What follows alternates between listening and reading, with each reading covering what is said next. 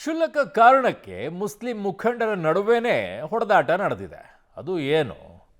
Soda bottle, water bottle ಇವ್ನು ತೊಗೊಂಡು ಹೊಡೆದಾಡ್ಕೊಂಡಿದ್ದಾರೆ. ಏನಕ್ಕೆ?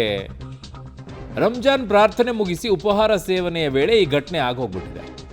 ಹೋಟೆಲ್ನಲ್ಲಿ ಗಲಾಟೆಯ ವೇಳೆ ಶಟರ್ ಎಳೆದಿದ್ದಾರೆ ಸಿಬ್ಬಂದಿ. ಬೆಳಗಾವಿ ನಗರದಲ್ಲಿ ಖಾಸಗಿ ಹೋಟೆಲ್ನಲ್ಲಿ ನಡೆದಿರುವಂತಹ ಘಟನೆ ಇದು. ಹೋಟೆಲ್ನಲ್ಲಿ ಗಲಾಟೆಯ ವೇಳೆ ಶಟರ್ ಎಳಿತಾರೆ. ಬೆಳಗಾವಿ ನಗರದ ಖಾಸಗಿ ಹೋಟೆಲ್ನಲ್ಲಿ ಆಗಿರುವಂಥದ್ದು. ಸೋಡಾ ಬಾಟ್ಲು, ನೀರಿನ ಬಾಟ್ಲುಗಳಿಂದೆಲ್ಲ ಹೊಡೆದಾಡ್ಕೊಂಡಿದ್ದಾರೆ. ಏನು ಕಾರಣ ಈ ರೀತಿಯಾಗಿ ಹೊಡೆದಾಡ್ಕೊಳ್ಳೋ ಮಟ್ಟಿಗೆ ಹೋಗಿದ್ದಾರೆ? ಹಬ್ಬದ ದಿನ ಯಾವನಾದ್ರೂ ಹೊಡೆದಾಡ್ಕೊಳ್ತಾನೇನ್ರಿ? ಇನ್ನು ಯಾಕೆ ಹಬ್ಬದ ದಿನ ನೀವೆಲ್ಲ ಅಷ್ಟೆಲ್ಲ ಪ್ರಾರ್ಥನೆ ಮಾಡಿ, ಉಪವಾಸ ಮಾಡಿ, ಇಷ್ಟೆಲ್ಲ ಮಾಡಿದ್ಮೇಲೆ ಏನು ಪಡ್ಕೊಳ್ತೀರಾ? ತಾಳ್ಮೆಯನ್ನು ಪಡ್ಕೊಳ್ಬೇಕು. ಆ ತಾಳ್ಮೆನೇ ಹೊರಟೋಗ್ಬಿಟ್ರೆ ಹಿಂಗೆ ಹೊಡೆದಾಡ್ಕೊಳ್ಳೋ ಮಟ್ಟಕ್ಕಾದರೆ ಏನಕ್ಕೆ ಪ್ರಾರ್ಥನೆ ಮಾಡ್ಬೇಕು? ಹಂಗಿದ್ದಾಗ ಕ್ಷುಲ್ಲಕ ಕಾರಣಕ್ಕೆಲ್ಲ ಹಿಂಗೆ ಹೊಡೆದಾಡೋ ಮಟ್ಟಕ್ಕೆ ಹೋಗೋದಾದರೆ ಏನು ಹೇಳುತ್ತೆ ಪ್ರಾರ್ಥನೆ? ನಿಮ್ಮಲ್ಲಿ ತಾಳ್ಮೆಯನ್ನು ಬೆಳೆಸ್ಕೊಳ್ಬೇಕು ಅಂತ ಹೇಳಿ ಅದಕ್ಕೆ ಉಪವಾಸ ಮಾಡೋದು ಬೆಳಗ್ಗೆಯಿಂದ ಸಂಜೆವರೆಗೂ. ಅದನ್ನು ಬಿಟ್ಟು ಹಿಂಗೆ ಹೊಡೆದಾಡ್ಕೊಳ್ಳೋ ಮಟ್ಟ ಬಿಟ್ಬಿಡ್ಬೇಕಿತ್ತು ಹೊಡೆದಾಡೋ ಕಡೆ.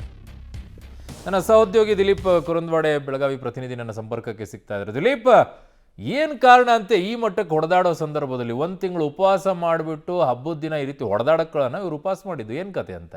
ಅವ್ರನ್ನ ಪ್ರಮುಖವಾಗಿ ಏನಂತಂದ್ರೆ ಈ ಒಂದು ಹೋಟೆಲಿಂದ ಅನತಿ ದೂರದಲ್ಲಿ ಈದ್ಗಾ ಮೈದಾನ ಇರುವಂತದ್ದು. ಅಲ್ಲಿ ಎಲ್ಲರೂ ಕೂಡ ಪ್ರೇಯರ್ ಮಾಡಿ ಬರ್ತಾರೆ. ಪ್ರೇಯರ್ ಮಾಡಿ ಬಂದಾದ್ಮೇಲೆ ಈ ಹೋಟೆಲ್ ಅಲ್ಲಿ ಒಂದಿಷ್ಟು ಟೀ ಕುಡಿಬೇಕು ಅಂತ ಹೇಳಿ ಬಂದಿರ್ತಾರೆ.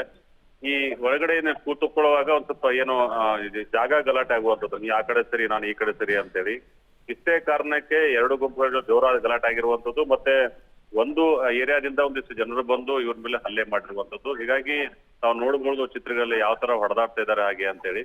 1 ತಿಂಗಳವರೆಗೆ ಕಾಲ ಉಪವಾಸ ಮಾಡಿ ಎಲ್ಲ ಪ್ರೇಯರ್ ಮಾಡಿ ಈ ತರ ಮುಗಿತಾ ಇದ್ದಂಗೆ ಈ ತರ ಆಗಿರೋದು ಬಹಳಷ್ಟು ವಿಷಾದನೀಯ ಸಂಗತಿ ಅಂತ ಹೇಳಬಹುದು. ಮತ್ತೆ ಬೆಳಗಾವಿಯ ಮಾಳಮಾರುತಿ ಪೊಲೀಸರು ಇದನ್ನ ತನಿಖೆ ಮಾಡ್ತಾ ಇದ್ದಾರೆ. ಇದುವರೆಗೂ ಕೂಡ FIR ದಾಖಲಾಗಿಲ್ಲ. ಅರುಣ್. ಓಕೆ ದಿಲೀಪ್, ನಿಮ್ಮೆಲ್ಲ ಮಾಹಿತಿಗೆ ಧನ್ಯವಾದಗಳು.